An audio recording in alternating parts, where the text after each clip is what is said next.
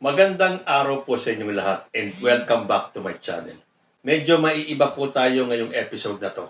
Dahil ngayon po gusto ko magpasalamat sa inyong lahat.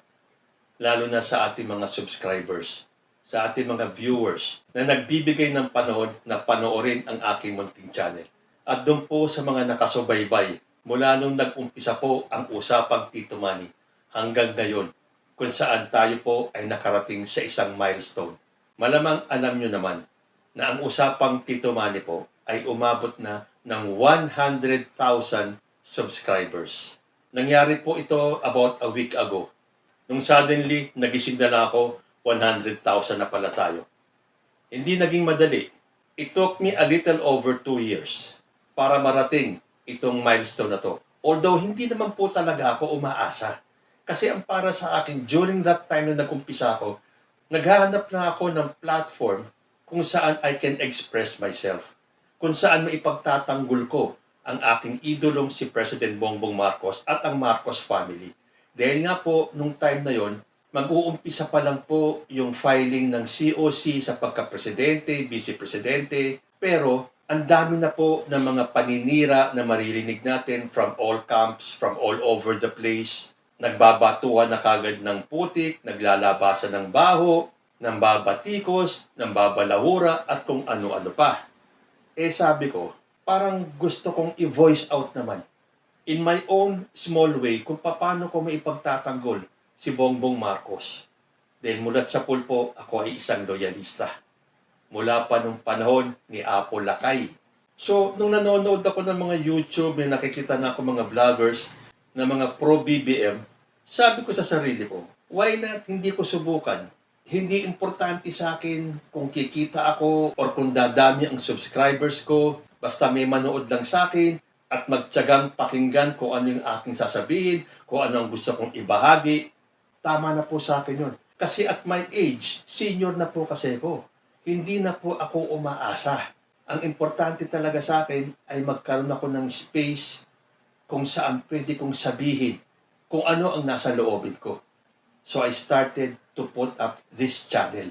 Hanggang sa dumating na itong 2022, na ang dami ko kagad naririnig na sinisiraan, gustong ibagsak si Bongbong Marcos dahil nga ayaw nila or takot silang may makabalik na Marcos sa Malacanang. At doon na nga nag-umpisa ang usapang Tito Manny.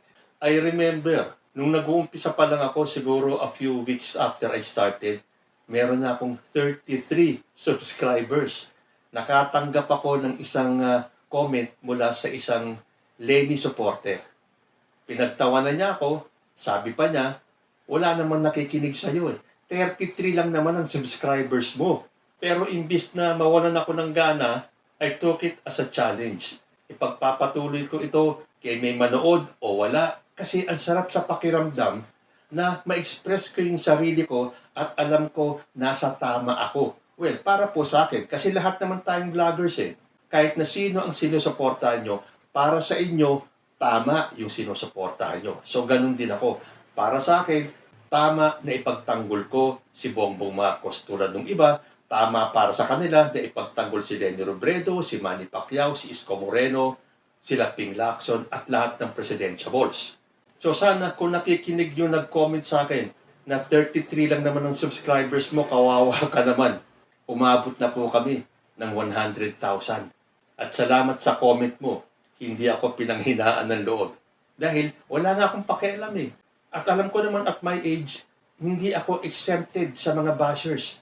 May mga tumatawag sa akin, lolo, or matanda ka na, hindi ka nababagay dyan. Pero what the heck, hindi ko sila pinapansin.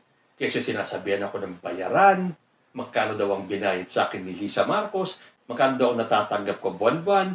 Wala po akong sinasagot na bashers. Pero lahat po ng comments binabasa ko at hina-heart ko yung mga loyalista syempre. Para malaman nila na I do interact with them and I read all their messages. Kaya lang pag naging toxic na, block sa akin yan. Dahil this is my channel.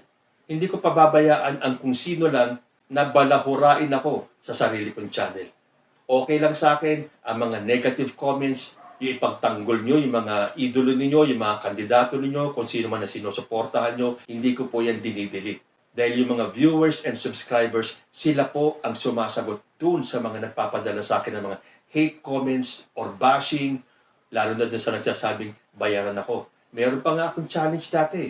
If you can prove na ako ay tumanggap kahit na pisong duling mula kay President Bongbong Marcos, ibibigay ko lahat ng sweldo ko sa inyo, walang labis, walang kulang. Yan po ay mula nung na-monetize yung aking channel.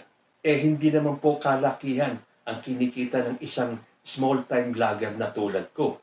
Pero sabi ko nga, kung mapapatunayan nyo na kayo ay may ebidensya na ako ay bayaran, walang labis, walang kulang, ibibigay ko ang sweldo ko. In fact, during that time, ang hiling ko sa aking mga subscribers and viewers, please don't skip the ads. Dahil doon po, kahit paano kumikita ang mga vloggers, lalo na kami mga small-time vloggers, at kahit na anong liit ng incentive na yon, abay masarap sa pakiramdam na hindi mo kailangan bayaran para lang masabi mo or ma-report mo kung ano para sa'yo ang totoo. Napakasarap sa feeling po nun. So wala pong makakapalit nun. Kahit na sabihin mong babayaran ako ng 1,000,000 para lang magsinungaling, hindi po mangyayari yun. Dahil sabi ko nga sa inyo, sa edad kong to, bali wala po sa akin ang pera. Kumita man ako ng maliit o malaki, basta para sa akin, na ipapahayag ko kung ano para sa akin ang katotohanan. So nung umabot po ako ng 100,000 subscribers, ang laking pasasalamat ko. At yan po ay dahil sa inyong lahat na subscribers ko na nandiyan mula nung nag-umpisa ako 2 years ago hanggang ngayon. Okay, babati ko sila naman ako ng iba dyan na ang tagal mo naman umabot ng 100,000. Inabot ka ng 2 years para ma-achieve mo yung goal na yon, para maabot mo yung 100,000. Sabi ko nga sa inyo kanina, wala naman akong pakialam kahit na umabot ako ng 100,000 or 50,000 or 10,000. Ang importante, nagkaroon ako ng platform to express myself at yan po ay tama na sa akin.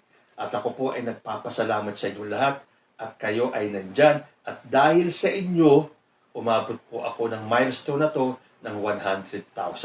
At dahil po dyan, gusto ko pong i-share sa inyo ang araw na napakahalaga para sa akin. At ang usapang Tito Manny po ay umabot na ng 100,000 subscribers. At dahil dyan, gusto ko pong ibahagi sa inyo yung aking natanggap kanina lang. At ito po yun.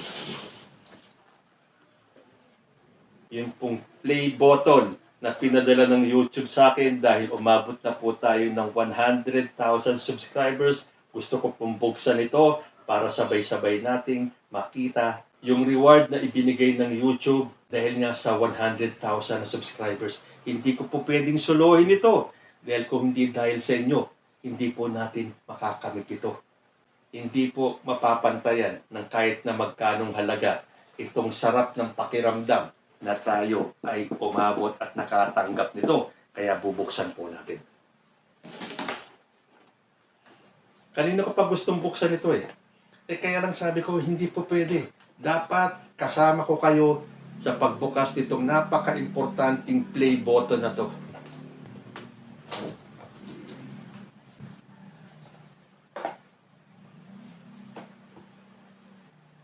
Actually, pinadala nila ako ng notice Pero akala ko, hindi pa ito darating na yun dahil nga po bumabagyo.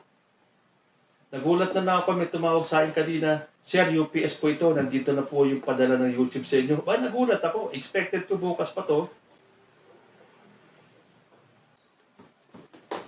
Ganito pala yung pakiramdam ng mga nag-unboxing. Kasi marami po tayo napapanood sa YouTube na nag-unboxing ng kung ano-ano mukhang mahirap nito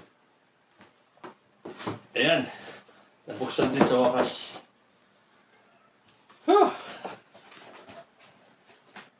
Basahin ko muna. Nakalagay dito, congratulations on your subscriber milestone. We are honored to take part in recognizing your achievement and want your experience to be exceptional. This award was inspected and packaged with great care. Great care. Di lalo na ako. I will take care of this talaga.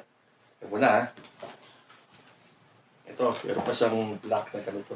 Uy, Surprise talaga. Meron pa rin isang notice na naman dito. Do you remember your first subscriber? Nako, mahirap po yata maalala kung sino yon. Dahil wala naman nagsabi sa akin na I am your first subscriber. Tapos your 100th. Kung yung first subscriber nga, hindi ko maalala ito pa kayang 100th or your 1,000th subscriber. Chances are you do. Chances are hindi ko na po maalala. And we know that you will definitely remember your 100th subscriber. Kayo po ba ito ika-100th natin na subscriber? So, we are proud to honor your impressive milestone of reaching 100,000 subscribers with the Silver Creator Award. Congratulations! So, yung pala ang tawag dito, Silver Creator Award. Ayan!